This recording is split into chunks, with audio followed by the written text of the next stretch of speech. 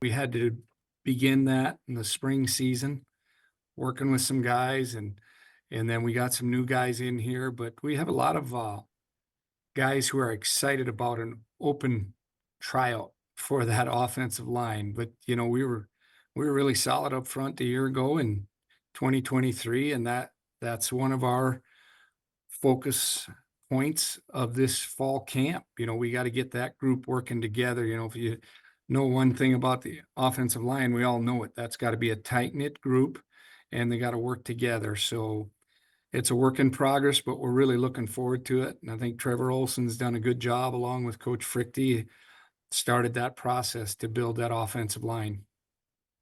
Do you think those departing guys were tampered with in a way, or is that even a stupid question these days? I have no idea. I have no idea. Okay, thank you. Coach, we'll go next to Jay Elson. Hey, Coach. Hi, Jay. It's been kind of an interesting offseason, I'd say, specifically in relation to your search for an offensive coordinator. So how would you characterize everything that's gone on, and how has it affected the way you guys have moved forward into the spring and then through this summer? Yeah, I'm really excited about having Isaac Frichte here as our offensive coordinator. I just was really impressed with him on our phone conversations, and more impressed now that got an opportunity to work side by side, and really feel like he's an excellent teacher and brings a lot of energy to our program and some new ideas. The one thing that we are really fortunate to do around here is have some change and embrace it. I think, you know, that's an opportunity for you to embrace a change and to bring some things into your program that can help you. So really excited about having Isaac here, and think he's doing a great job, and we'll continue to get to know each other more and more, but looking forward to fall camp to continue this process. What are maybe some of the biggest changes we can expect to see from that UND offense under Isaac's leadership? I don't know how much you'll see a change other than maybe a different way we communicate. He's going to be a guy that wants to be on the field, so you'll see our play caller on the field. That's going to be one change, and so he'll have a little different connection to the guys during the game, and that's the way he likes to do it. And we hired him to do that job, so we're going to support him being on the field, and you'll see some changes, I would think, but football's football. We got to block guys. We got to take care of the ball. We got to protect the quarterback. We got to make good decisions, and that's what we're working to do. Obviously, losing Tommy is significant. How's the quarterback position shaping up at this point? Yeah, really fun to be a part of it. There's a quarterback competition here at the University of North Dakota, and I love the way Trey Feeney and Jerry Kaminsky and Simon Rumpfel, those are the returning guys, are coming to work, and they're competing in all aspects. Yet I do believe they have a respect for one another. When they get in that quarterback room, they're supporting each other and learning the new offense in the spring, and continue to keep learning here in the summertime. But to have the competition, I think it's really healthy for our team. Thanks, Coach. Appreciate you. Thank you. But we'll go next to Kelly Burke. Kelly? Hey, Bubba, how are you? I'm good, Kelly. How are you? I'm good. You had talked about after spring ball, this offense, it may be a little bit higher tempo this year. How does this new offense, how does it suit your top offensive returnees, like a Bo Belquist, like a Gavin Zebarth, a Jaden Norby? Yeah, our guys were excited about it. I will say that. I think Bo was one of the first guys to come in to me during spring ball and just voice to me how excited he was about learning some new things, and having to really focus on the learning. Sometimes when you're in the same system for a while, you have a tendency maybe to not be on edge because it's not new and you're just recalling things now.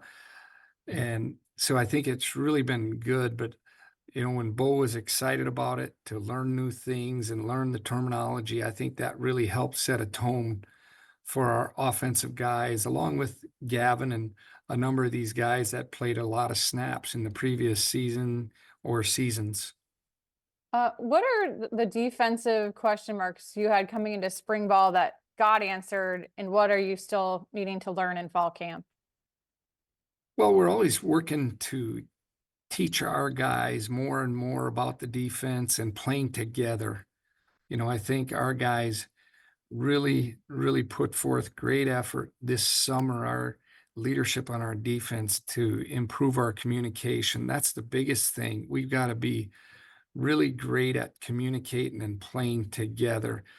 So I think guys like Josh Navratil and Wyatt Pedigo and Malachi McNeil have really set a good standard on how we got to communicate and how we go about our daily business. In the secondary, we're going to have 2 new safeties at starting positions there. So some younger guys getting an opportunity, but we have some guys that have been around the program for a while that I just think are really doing a good job. Cole Davis is one of the guys that comes to mind. He's a very smart football player and has played some nickelback for us in the past, but those guys are doing a great job of really leading from within. The players taking ownership in this has been really pleasing to see.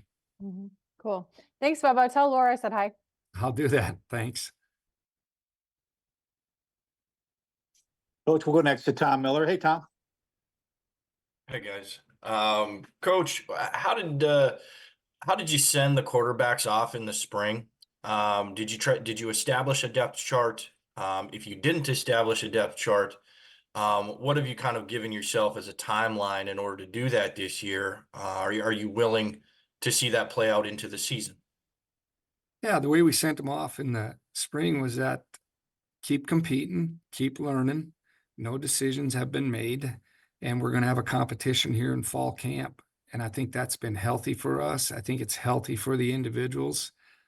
We have to have this room really be all in and support each other to execute at a high level.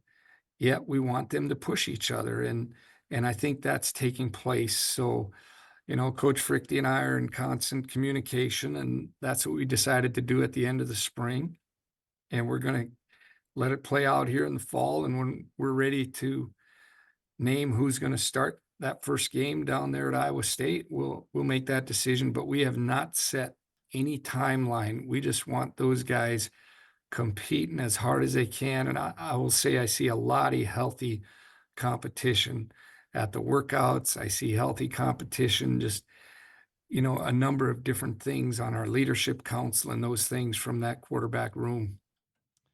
And there is UND head coach Bubba Schweigert. That was the one I wanted to ask. I wasn't expecting there to be an answer on it yet. I'd imagine probably 10 days out for the opener at Iowa State, they may have a QB decision. That'll wrap Hot Mic for today. We come back. Bison Media Zone Wednesday. Tim Polasek on opening up this fall camp for the Bison on Monday. We'll see everybody tomorrow on Hot Mic.